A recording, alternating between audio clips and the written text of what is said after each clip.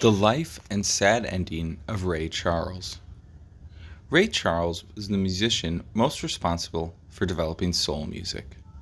Singers like Sam Cooke and Jaxie Wilson also did a great deal to pioneer the form, but Charles did even more. Devised a new form of black pop music by merging 50s R&B with gospel-powered vocals, adding plenty of flavor from contemporary jazz, blues, and countries. Then there was his singing. His style was among the most emotional and easily identifiable of any 20th century performer, up there with the likes of Elvis and Billie Holiday. He was also a superb keyboard player, arranger, and band leader. The brilliance of his 1950s and 60s work, however, can't obscure the fact that he made few classic tracks after the mid-1960s, though he recorded often and performed until the year before his death. Blind since the age of 6, Charles studied composition and learned many instruments at the St. Augustine School for the Deaf and the Blind. His parents had died in his early teens, and he worked as a musician in Florida for a while before using his savings to move to Seattle in 1947. By the late 1940s, he was recording in a smooth pop R&B style derivative of Nat King Cole and Charles Brown. He got his first top 10 R&B hit with Baby Let Me Hold Your Hand in 1951. Charles's first recordings came in for their fair share of criticism, as they are much milder and less original than the classics that would follow, although they're actually fairly enjoyable, showing strong hints of the skills that were to flower in later years. In the early 50s, Charles' sound started to toughen as he toured with Lowell Fulson, went to New Orleans to work with Guitar Slim, and got a band together for R&B star Ruth Brown. It was at Atlantic Records that Ray Charles truly found his voice, consolidating the gains of recent years and then some with I Got a Woman, a number 2 R&B hit in 1955. This is the song most frequently singled out as his pivotal performance, on which Charles first truly let go with his unmistakable gospelish moan backed by a tight, bouncy, horn-driven arrangement. At 18, Charles first tried marijuana when he played in McSone Trio and was eager to try it as he thought it helped musicians create music and tap into their creativity. He later became addicted to heroin for 17 years. Throughout the 50s, Charles ran off a series of R&B hits, although they weren't called soul at the time. And he did a lot to pave the way for soul by presenting a form of R&B that was sophisticated without sacrificing any emotional grit. This Little Girl of Mine, Drown in My Own Tears, Hallelujah, I Love Her So, Lonely Avenue, and The Right Time were all big hits. But Charles didn't really capture the pop audiences until What Did I Say?, which caught the fervor of the church with its pleading vocals, as well as the spirit of rock and roll with his classic electric piano line. It was his first top 10 pop hit, and one of his final Atlantic singles, as he left the label at the end of the 50s for ABC.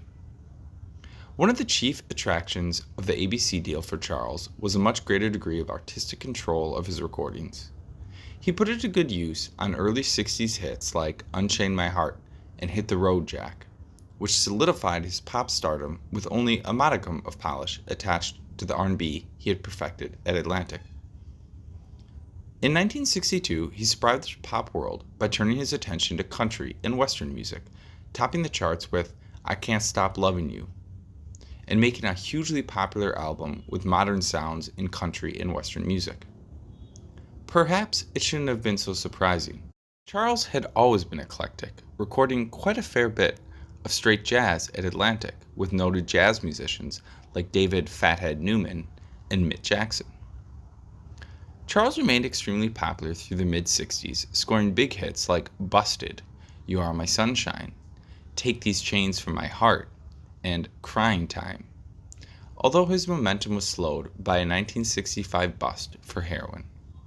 This led to a year-long absence from performing, but he picked up where he left off with Let's Go Get Stoned in 1966. But by this time, Charles was focusing increasingly less on rock and soul in favor of pop tunes, often with string arrangements that seemed aimed more at the easy listening audience than anyone else. Charles's influence on the rock mainstream was as apparent as ever. Joe Cocker and Steve Winwood, in particular, owe a great deal of their style to him, and echoes of his phrasing can be heard more subtly in the work of greats like Van Morrison. One approaches sweeping criticisms of Charles with hesitation. He was an American institution, after all, and his vocal powers barely diminished over his half-century career. The fact remains, though, that his work after the late 60s, on record, was very disappointing. Millions of listeners yearned for a return to the all-out soul of the 1955 to 1965 classics, but Charles had actually never been committed to soul above all else. Like Aretha Franklin and Elvis Presley, his focus was more upon all-around pop than many realize. His love of jazz, country, and pop standards was evident, even if his more earthy offerings were the ones that truly broke ground and will stand the test of time. He dented the charts occasionally and commanded devoted international concert audiences whenever he felt like it.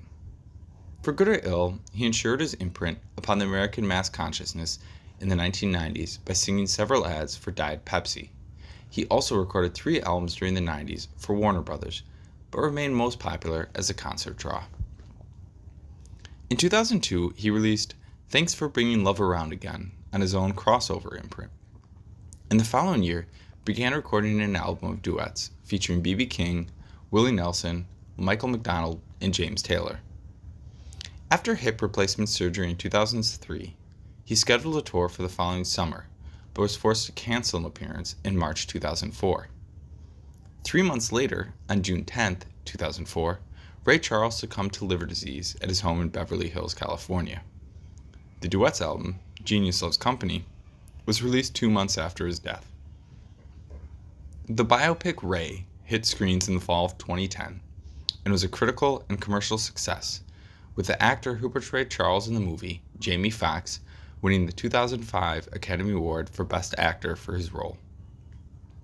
2 more posthumous albums, Genius and Friends and Ray Sings Basie Swings, appeared in 2005 and 2006, respectively.